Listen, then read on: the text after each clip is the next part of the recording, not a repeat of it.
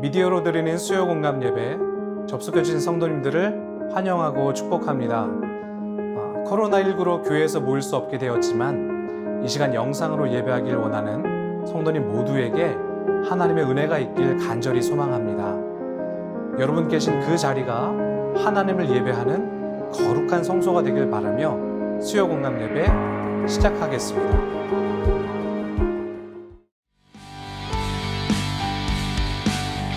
우리가 고난 중에도 기뻐할 수 있는 것, 우리가 고난 중에도 찬양할 수 있는 것 오직 예수님 때문입니다. 우리 함께 목소리 높여 주님을 찬양합시다. 숨을 쉴 수 없을 만큼, 숨을 쉴 수 없을 만큼 많이 아픈데 내가 노래할 수 있는 것, 내가 노래할 수 있는 것 예수님 때문에, 예수님 때문에 살아있는 것보다 죽음이 아름다울 만큼 지쳐도 일어설 수 있는 것 예수님 때문에. 다시 한번 숨을 쉴 수 없을 만큼, 숨을 쉴 수 없을 만큼 많이 아픈데 내가 노래할 수 있는 건 예수님 때문에. 아멘. 예수님 때문에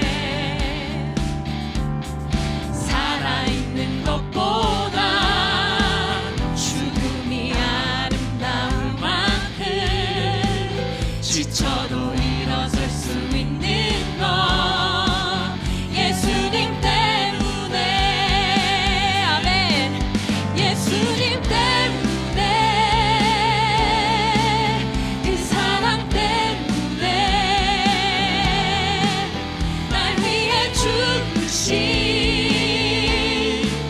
십자가 때문에, 예수님 때문에, 십자가 때문에, 지금도 날 위한 그 기도 때문에. 아멘. 숨을 쉴 수 없을 만큼, 숨을 쉴 수 없을 만큼 많이 아픈데 내가 노래할 수 있는 것 예수님 때문에. 살아있는 것보다 죽음이 아름다울 만큼 지쳐도 일어설 수 있는 것 예수님 때문에. 예수님 때문에, 예수님 때문에, 그 사랑 때문에, 날 위해 죽으신 십자가 때문에, 예수님 때문에, 그 사랑 때문에,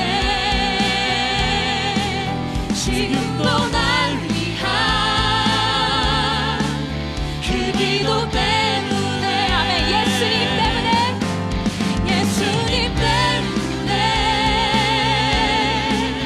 그 사랑 때문에, 날 위해 죽으신 그 십자가 사랑 때문에, 십자가 때문에, 예수님 때문에, 그 사랑 때문에, 지금도 날 위한 그 기도 때문에, 지금도 날 위한 그 기도 때문에, 지금도 날 위한 그 기도 때문에. 아멘. 지금도 날 위한 그 기도 때문에. 아멘. 할렐루야. 주님을 찬양합니다. 위로해 주시는 주님을 찬양합니다. 우리 함께 찬양합시다. 주가 보이신 생명의 길, 주가 보이신 생명의 길, 나 주님과 함께 상한 마음을 들이며 주님 앞에 나가리. 나의 의로움이 되신 주, 그 이름 예수. 나의 길이 되신 이름 예수. 우리 믿음으로 고백합시다. 나의 길, 나의 길 오직 그가 아시나니. 나를 단련하신 후에 내가 정금같이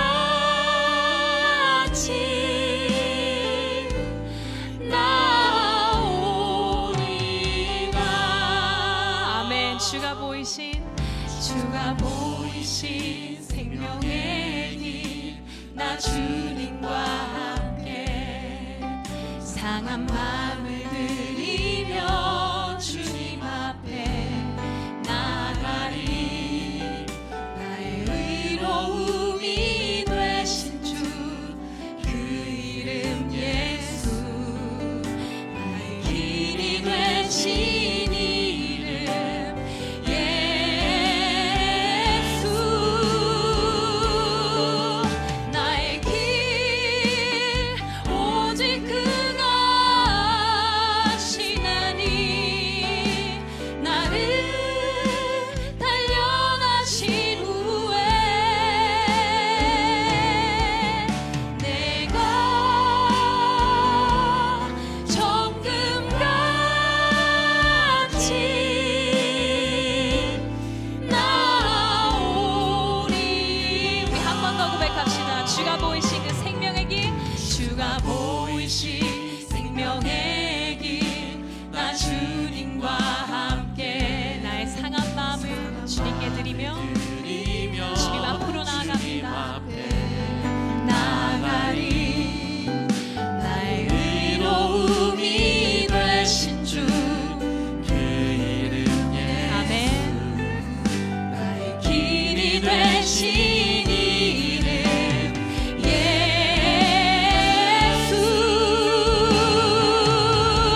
나의 길 오직 그가 아시나니.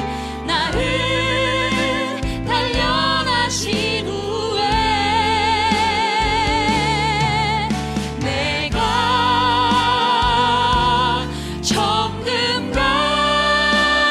정금같이 나오리라.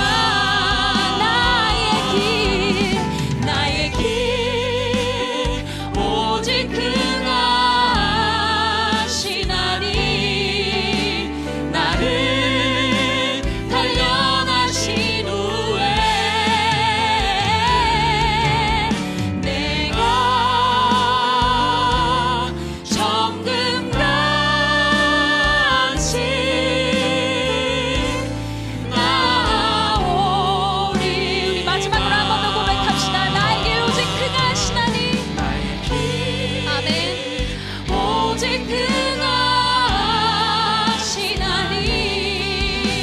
나를 단련하신 후에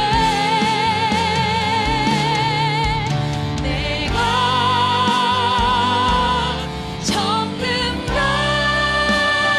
정금같이 나오리라.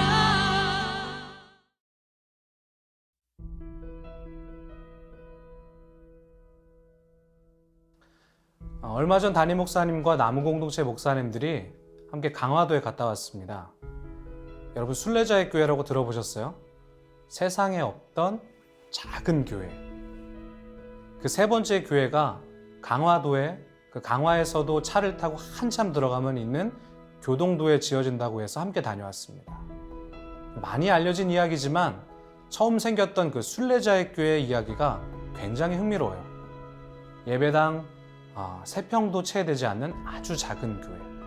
교인도 없고요. 관리자도 없습니다. 당연히 교회 프로그램도 없습니다. 예배당이 아주 작아서 예배를 드릴 수도 없는 곳. 예배가 없고 예배를 집례하는 목사님도 없는 교회. 그랬다고 그 교회를 문을 닫을 수가 없잖아요. 그래서 그냥 24시간 개방했답니다. 그런데 그때부터 길을 지나던 사람들이 교회를 찾아와서 쉼을 누리고 기도하는 자리가 되었답니다. 그리고 그 교회의 주인이 사람이 아니라 하나님이 되셨답니다.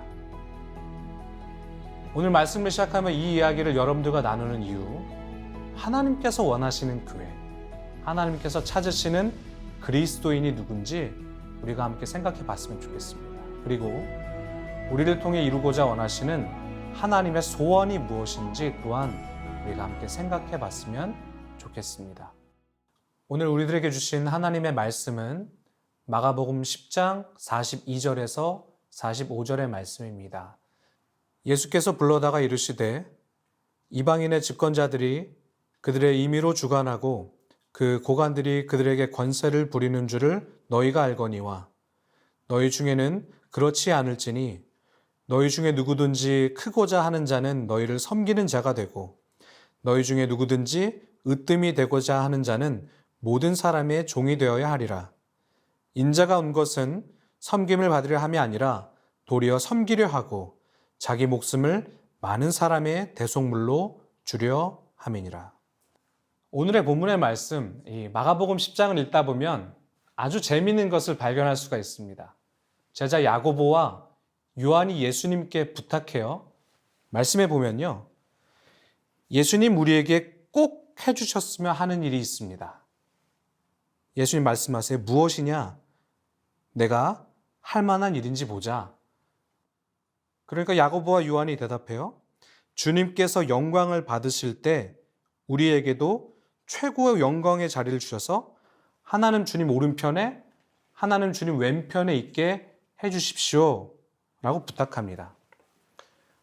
제가 이 말씀을 계속 묵상하는데 정확하게는 부탁이 아니라 청탁인 것 같아요. 이들의 바람은요, 어떤 명예, 권력, 지위를 누리고 싶었습니다. 그런데 문득 그런 생각이 들더라고요. 예수님에게는 이런 유혹이 없었을까? 제가 성경을 찾아보니까 있더라고요. 예수님에게도 유혹이 있었습니다. 여러분 마태복음 4장에 보면 예수님이 요단강에서 세례를 받으신 후 성령의 인도를 받아 광야에서 40일을 지내시죠. 그리고 마귀가 예수님을 유혹합니다. 어떤 유혹이 있었습니까? 돌이 빵이 되게 해봐. 성전에서 뛰어봐. 그리고 저는 이 세 번째 유혹, 내게 무릎 꿇고 경배해. 그러면 이 세상 것 다 줄게. 저는 이 유혹이 제 눈에 확 들어왔습니다. 여러분, 예수님은 하나님의 아들이시거든요. 하늘과 땅의 영광이 예수님에게도 있습니다. 그런데도 사단은 예수님에게 이 세상의 모든 명예를 제안하죠. 그러나 예수님 딱 잘라서 말씀하십니다. 사단아 물러가라, 거절하십니다. 예수님은 유혹 앞에 철저하게 거절하시죠. 말씀으로 사탄을 무찌르십니다. 그런데 제자들은 어땠습니까? 야고보와 요한뿐만 아니라 제자들 모두에게 욕심이 있었던 것 같아요. 가만히 말씀을 읽어보면요, 청탁하는 야고보와 요한의 모습을 보고 화를 냈다라고 되어 있습니다. 무슨 말일까요? 이 다른 제자들이 내 자리를 빼앗기는 것 같은 박탈감을 느끼는 것은 아닐까요? 이건 우리 모두에게 동일한 욕심이 있다라는 것입니다. 사회적 지위에 대해서, 그리고 권력에 대해서, 그리고 돈에 대한 끊임없는 욕망. 우리 가운데 그 욕심이 있다라는 거예요. 우리가 누군가를 만났을 때 여러분 맨 처음 하는 것이 무엇입니까? 그것은요, 그 사람을 어떤 지위 가운데 있는가 구분하는 것입니다. 이 사람의 사회적 지위가 얼마인가, 나보다 돈이 많은가, 아니면 나보다 돈이 적은가, 그것으로 구분하죠. 그뿐입니까? 대화하다 보면 저 사람의 교양이 얼마인가, 지식이 얼마인가 우리는 판단합니다. 이것이 일반적인 우리 사람들의 모습입니다. 근데 이것이 교회 안에 들어와도 똑같습니다. 하나님을 믿으며 교회 다니면서 다른 사람들을 판단합니다. 저 사람의 직분에 대해서, 사역의 분량에 대해서 우리는 판단한다고요. 그러나 예수님은요, 세상의 가치를 완성하기 위해서 오신 분이 아니라 하나님 나라의 가치를 완성하기 위해 이 땅 가운데 오셨습니다. 그 가치와 기준이 세상과 정반대의 것이에요. 가장 낮은 자, 가장 겸손한 자, 세상의 모든 죄를 대신 지고 갈 대속물로 우리 예수님은 오신 것입니다. 여러분들, 프랑스의 자크 엘윌이라고 하는 사상가가 있습니다. 그 사람이 이렇게 말했어요. 모든 지혜는 헛되다는 것을 인식하는 것으로 요약된다. 이것을 어떤 교수님이 이렇게 인용하시더라고요. 우리의 삶을 정리하는 그 순간에는 거대한 저작이나 위대한 건물이 남는 것이 아니라 하나님 앞에 헌신했던 작은 가치의 구슬들이 놓여 있을 것이다. 여러분, 다 사라집니다. 해변에 쌓아 올린 모래성처럼 우리의 삶을 정리하는 순간 파도와 함께 그것들은 다 거품처럼 사라질 것입니다. 저도 솔직히 큰 사람 되고 싶어요. 큰 목회자 되고 싶습니다. 그런데 성경은요, 제가 계속 낮아져야 한다고 가르치고 제가 계속 겸손해져야 된다고 말씀합니다. 내가 나중에 하나님 앞에 섰을 때 하나님과 나 사이에 남는 것은 내가 어느 교회에서 어떤 사역을 했는지 하나님 내 이력을 보시는 것이 아니라 삶의 순간순간마다 하나님 앞에 순종하며 헌신했던 그 작은 가치의 구슬들이 놓여 있을 것입니다. 우리 모두가 거품처럼 사라질 모래성 말고요, 하나님 앞에서 순종했던 그 귀한 구슬들을 가득 모았으면 좋겠습니다.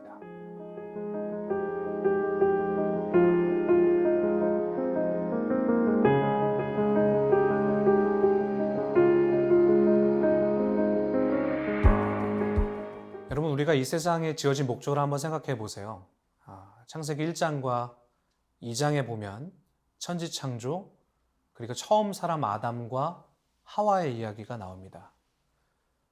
그런데 그 당시에 고대 근동의 다른 인간 창조 이야기를 비교해 보면 굉장히 독특한 것이 하나 있습니다. 메소포타미아 창조 서사시 에누마 엘리시의 신적 존재가 인간을 왜 창조하는가 보니까 신이 하는 허드렛 일을 시키기 위해서 인간을 창조합니다. 고작 그가 하던 허드렛 일을 시키려고 사람들을 만들죠. 그런데 창세기 1장과 2장을 읽어보면 하나님께서 우리를 허드렛 일을 시키려고 창조하지 않습니다. 하나님이 우리를 형상대로 창조하시고 우리를 보고 그냥 기뻐하셨습니다. 무슨 의미일까요? 우리는요, 그냥 존재하는 것만으로도 존귀한 사람들이라는 거예요. 존재하는 것 자체가 하나님에게는 기쁨이라는 것입니다. 제게는 9살 딸과 5살 아들이 있어요. 애들이 저에게 특별히 뭐 해주나요? 집에서 뭐 빨래하고 밥하고 청소하고 있나요? 만약에 그러면 제가 기쁠까요? 아니요. 애들은 그냥 가만히 있어서 날 보고 웃어주면 자기 할 일 다 하는 겁니다. 특별히 무엇을 하지 않아도 아이들은 저에게 그냥 특별한 존재입니다. 여러분, 오늘날 세상을 보십시오. 능력과 결과를 중시하는 이 사회가 만들어낸 결과물들이죠. 그러니까 끊임없이 결과, 끊임없이 성과를 생각하며 남과 비교하며 불행을 겪으며 살아요. 어쩌면 우리는 성취감과 그 좌절감이라고 하는 롤러코스터를 끊임없이 타면서 점점 더 불행해지고 있는 것입니다. 물질주의, 성공지상주의, 그리고 결과주의. 예를 들어서 100명이 있습니다. 1등부터 100등까지 일렬로 쫙 세워서 이 사회를 구성한다면 행복한 사람은 딱 한 명일 거예요. 1등만 행복합니다. 그런데 그것도 잠시예요. 왜냐하면요, 순위가 바뀌기 때문이죠. 좋은 성적으로 과학고에 진학한 학생이 있어요. 근데 고민합니다. 내신이 잘 안 나와요. 자퇴를 고민합니다. 유명한 대학 로스쿨을 졸업했어요. 근데 고민에 빠집니다. 검사 시험에 떨어졌어요. 변호사 시험을 봤는데 이것마저 떨어지면 어떡할까 두려워하고 있어요. 수능 만점을 받은 학생이 있습니다. 그런데 걱정이에요. 대학에 가서도 내가 계속 수석을 할 수 있을까 두려워하고 있습니다. 여러분, 우리는요 1등이 행복할 거라고 기대합니다. 예, 잠깐은 행복할 수 있어요. 하지만 1등을 지키기 위해서 내 자신을 계속 채찍질하며 노력하는 것이죠. 이 불안정한 상태, 불안정에서 오는 행복은요 잠시뿐이라는 것입니다. 행복이 아니라 불안이죠. 자기가 이 지위를 놓치게 되는 순간 열등해지고 불행해지는 것입니다. 이것이 세상의 기준, 세상의 이데올로기가 가지고 있는 한계라는 거예요. 여러분, 돌아가신 옥하는 목사님과 송태근 목사님께서 대담을 나누시며 하신 이야기를 제가 얼마 전에 듣게 됐어요. 송태근 목사님이 질문하셨답니다. 목사님은 목회자로서 제일 행복할 때가 언제입니까? 옥하는 목사님께서 하시는 말씀이, 나는 솔직히 말해서 목회자로 제일 행복한 게 나 같은 죄인이 구원받아서 하나님 편에 서서 하나님의 메시지를 전하는 자리에 있다는 것 자체로 나는 할 말 없이 행복해. 송 목사님께서 다시 물으셨대요. 그러면 교회 성장하고 성도들에게 열매가 나타나고 하는 거는 행복의 요인이 아닙니까? 여러분, 그렇잖아요. 목회자가 본인이 섬기는 교회가, 내가 맡은 교구가 부흥하고 사람들 많아지면 행복할 것 같잖아요. 근데 목사님이 그러시는 겁니다. 왜 좋기야 좋지. 그걸 싫어할 목회자가 누가 있겠나. 그런데 그건 내 관심이 아니야. 오히려 옥하는 목사님이 송태근 목사님께 도리어 물으셨다랍니다. 만약에 열매가 안 나타나면 어떻게 할 건가? 열매가 안 나타날 수도 있지. 그 목회는 실패한 건가? 꼭 꽃을 보고 열매를 봐야 성공한 목회자인가? 제가 그 이야기를 듣는데 제 자신이 너무 뜨끔한 거예요. 그래, 이게 내 문제다. 나는 항상 열매 앞에서, 그리고 성공을 쫓아가며 결과에 관심을 갖고 있어요. 여러분, 예수님의 죽음을 어떻게 설명하겠습니까? 제자들의 그 순교를 어떻게 우리가 설명할 수 있겠어요? 우리는 성공주의, 물질주의와 같은 그 무서운 숫자의 논리에 빠져 있어요. 무조건 커지는 게 좋은 거라면서 몸집을 우리는 키워왔습니다. 그런데 그것이 만약에 잘못된 거라면요, 하나님께서 원하시는 게 아니라면 우리는 어떡합니까? 우리는 어떤 일을 할 때마다 늘 결과를 생각하고요, 늘 열매를 생각합니다. 이 일을 하면 우리에게 어떤 결과가 일어날 수 있는가? 내 눈앞에 결과가 좋으면 우리가 기뻐하겠죠. 그런데 나쁘면요, 내가 낙심합니다. 이렇게 결과 중심으로 살다 보니까 저는 일희일비하는 모습을 봐요. 내가 만일 부르심에 따라서 열심히 사역합니다. 근데 열매가 없어요. 그렇다면 그 일이 실패한 겁니까? 아닙니다. 그 누구도 그 사역이 실패했다라고 평가할 수 없어요. 평가는 오직 하나님만이 하시는 것입니다. 우리가 결과 하나하나 거기에 목매기 시작하면 그것 때문에 두려워지는 거예요.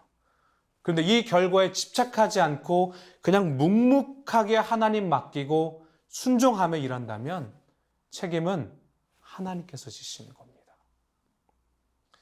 제가 나중에 하나님 앞에 섰을 때 하나님 제게 물으실 것 같아요. 너 거둬들인 열매가 얼마냐? 너 몇 명 목회하았냐? 어디서 사역했냐? 근데 하나님 그런 거 물어보지 않으실 것 같습니다. 그저 말씀대로 순종하며 좋은 목사로 살다 왔는가? 하나님 그거 물어보실 것 같아요. 예수님 잡히시기 전에 겟세마네에서 기도하세요. 나의 원대로 마옵시고 아버지의 원대로 하옵소서. 예수님은 마지막까지 자신의 사역이 하나님의 뜻대로 이루어지길 기도하셨습니다. 결국 예수님은 십자가 고난의 길을 걸어가며 대속물이 되십니다. 그럼 저에게 한 가지 소원이 있어요. 내 바램, 나의 희망, 그런 거 말고요. 하나님 앞에서 이루고자 하는 소원이 있습니다. 내가 원하는 결과를 쫓아가는 것이 아니라 내가 이루고자 하는 뜻을 따라 사는 것이 아니라 끝까지 부르심 따라서 사는 예수님의 제자, 그리고 하나님의 종. 저는 마지막으로 여러분들에게 질문하고 싶습니다. 성도님의 소원은 무엇입니까?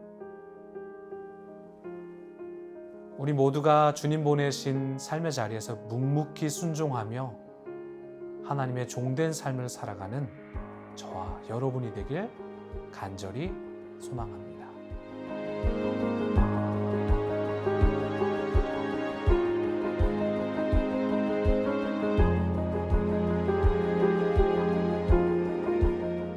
기도하겠습니다. 하나님, 오늘의 말씀을 기억하며 우리가 다시 한번 결단합니다. 주님께서 말씀하실 때 우리가 순종하며 주님 그 삶의 그 자리에서 주님의 말씀대로 살아가는 주님의 귀한 종들 되게 하여 주옵소서. 이 세상의 기준, 이 세상의 가치로 살지 않게 하여 주시고 오직 하나님의 기준, 하나님의 방법대로 살아가는 거룩한 주의 백성들 되게 하여 주옵소서. 온 나라가 코로나19로 참 어려운 시간들을 지나가고 있습니다. 사랑하는 우리 성도들, 그리고 이 나라와 민족 모든 백성들의 건강을 지켜주시고 하나님, 이 코로나19가 하나님 주님의 보호 아래, 하나님의 은혜 아래 안전하게 지나갈 수 있도록, 그래서 주님의 은혜 아래 다시 우리의 삶이 회복되고 이 나라와 이 경제와 모든 것들이 하나님의 은혜 아래 다시금 회복될 수 있도록 하나님 역사하여 주옵소서. 주님께서 인도하여주실 것을 믿사오며 사랑 많으신 예수 그리스도의 이름으로 기도합니다.